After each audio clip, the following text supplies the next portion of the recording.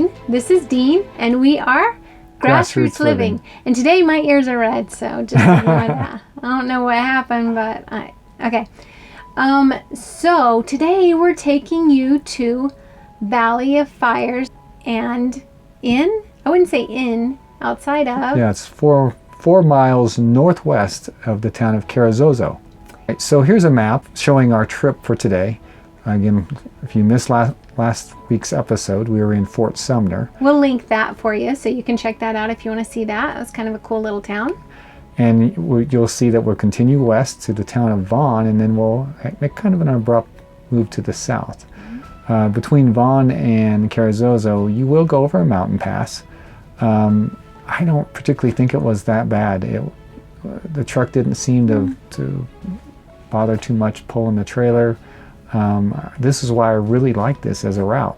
You avoid the interstates, you get to see some pretty colorful places. Now I left this on a Google Earth type map so you can see just in the lower left hand corner the place that we stayed, Valley of Fire, is right on a lava field. And so you'll see it almost looks like a lake there. So we had never seen a lava field quite like this. Most of the lava rock that you see is from, I don't know what you think of as a volcano. Most people, when they think of volcano lava rock, they think of a big mountain that just had an explosion like a Mount St. Helens and lava drifting down the side of the mountain. But sometimes it just opens up in little vents in the earth. And crazy. About 5,000 years ago, that's what happened. Yeah. So there's this campground. Is it called Valley of Fires Campground? I believe it is. Yeah. Yes. Okay.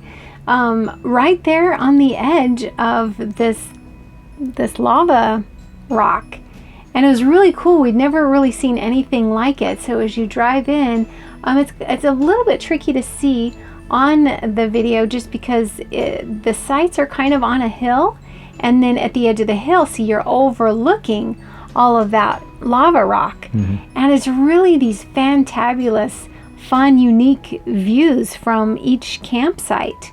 They're decent sized campsites with a fire ring and a nice picnic table and a little cover at each side. Yeah, a little gazebo. Yeah. You'll notice as we're giving you a little video tour of this, many of them are pull through. Very user friendly for bigger rigs. Yeah, and most of us that pull in there, obviously we have our own bathrooms, but some people don't even like to use their own bathrooms when they're camping, like in their RV, because they don't want to mess with the black tank.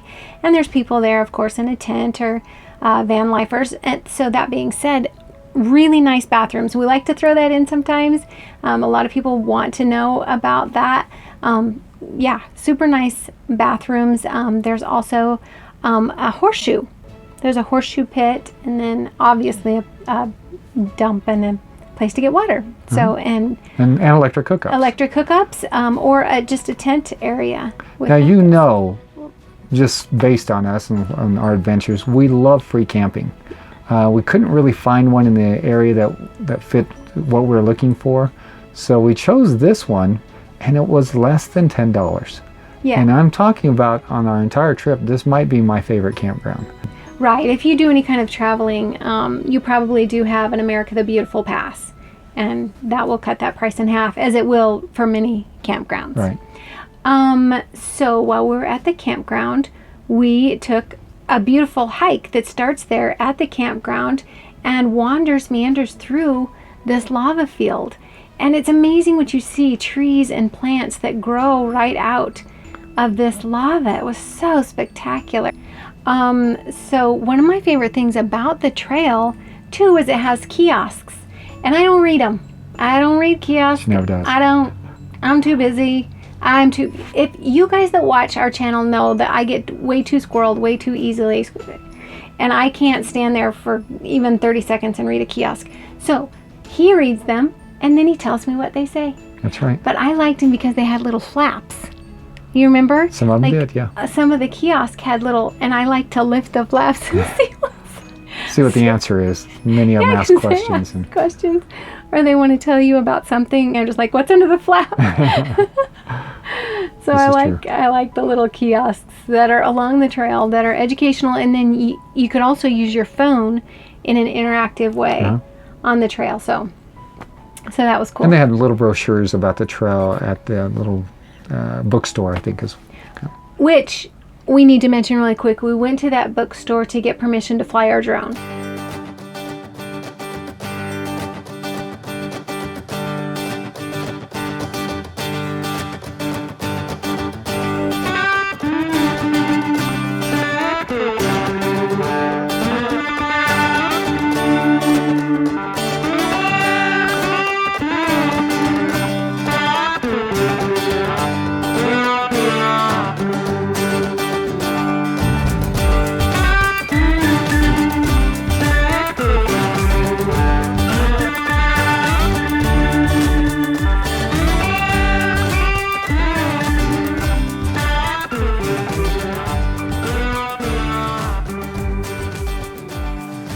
As we were going through, not only did we get a little bit of a late start, and so we were racing the sunset, but we were also racing this really fabulous storm. Yeah.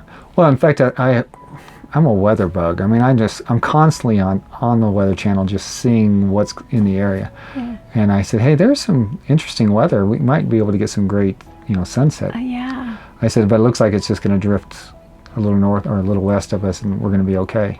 Well, what I didn't know is in the background, it was intensifying and building right behind us. And when we tell you that we were blown away by this area because it had so many amazing sights, we literally were almost blown away. Oh, our travel trailer was just going nuts. It was just shaking. Going nuts. Yeah, we were blown away by Carrizozo, and we were blown away by the lava field and this great campground.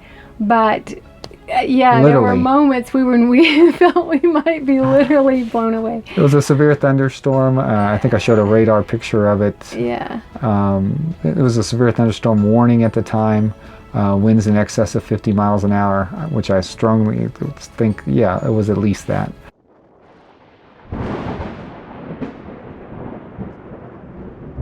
The next morning, after we survived the storm and this really just fun, incredible hike, we went into Carrizozo expecting just to get lunch. And just drive around just to see what's there. Just to see.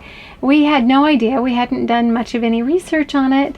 And it is so tiny, we just weren't expecting anything. Yeah, it's less than 1,000 people. Yeah. I say 950 or so. But it is an artsy fartsy town. It is so cool. And this is one of those things about this town. Some about this town is that, you know how there's, it's yoga pants. Okay? You know how there's people that wear yoga pants because they do yoga? They would like this town. Yoga people, they would like this town. Yeah. And then there's those of us that just wear yoga pants. Not me. No, not you. You know, because when you're a man, you wear stretchy. Yeah. No, not you. But you know, there's people that wear yoga pants and do yoga, and there's people that wear yoga pants and just go to Walmart to buy more Twinkies. This town appeals to both. Is this making sense? Yeah, sure. Okay. As much as it ever does. Sometimes I go into those towns and I'm like, I don't drink mushroom coffee and I don't do yoga, and so I don't fit, and this is weird to me. But this really is a cool town for like all kinds of people. It's super appealing. They've got these burrows, painted burrows, all over town that were super cool. Yeah. Some of them. Oh, and an art gallery. Yeah, the art gallery is what? The art gallery. Won me over. Fabulous. And we just ran into it randomly because, like I said, we didn't do any kind of like yeah, it wasn't even research. open. There was a guy out front sweeping or something. He was just sitting there whittling or, and we said, oh, too bad that's not open. He said, oh, I can open that up for you. He's like, go on in. And there was nobody in there, obviously, and we just walked around and had our own little private self-guided tour of this fabulous art gallery. It was unreal. It was called, I know the name of it. I'm going to tell you the name of it. Do you know what it's called? It has a name. The Tularosa Basin Gallery of Photography.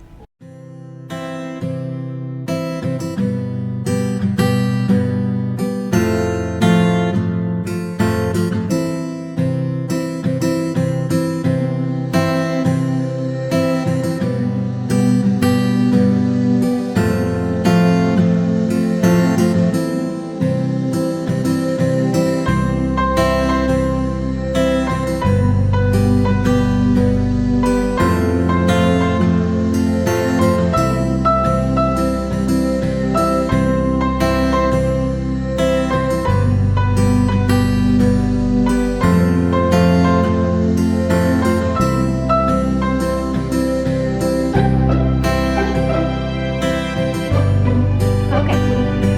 So, now time for our homeschool road school segment. But if you're one of those that either skips to the end or turns it off at this point, don't.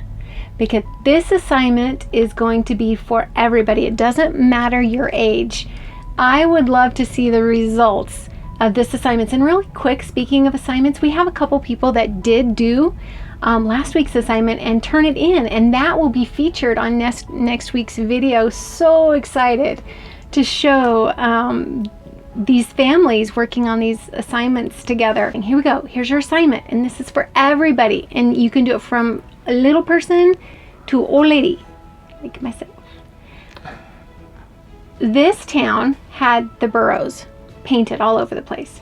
Bath, North Carolina, Washington, North Carolina has crabs, which are crustaceans, right? All over the place, painted, and they're so cute and so fun. You should look up Google Images and look them up.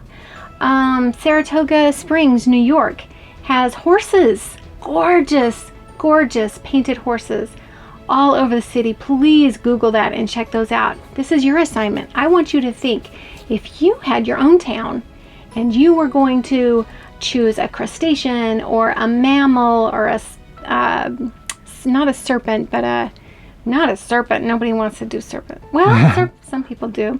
An insect or anything that would be represented in your town and would be all over in a creative way in your town. What would that be? What would it be, and why? Why would you choose that? If you do choose a serpent like a rattlesnake and you wanted them all over your town, painted statues of rattlesnakes, why? So what would you choose? Why? And then I just want you to draw one, color one, okay? Look those up. Like I said, there's so many all over the country, but Saratoga Springs is a good example. Bath, North Carolina is a good example. Carrizozo, New Mexico is a good example. Check those things out. Do a little research online, Google Images, and then do your own. Maybe everybody in your family could do one, and you could post them all over your house and send a picture of that great, fabulous artwork where you use your imagination. We would love to see that. So that's your only assignment this week, is just to be super, super fabulous and creative. Sounds great. All right.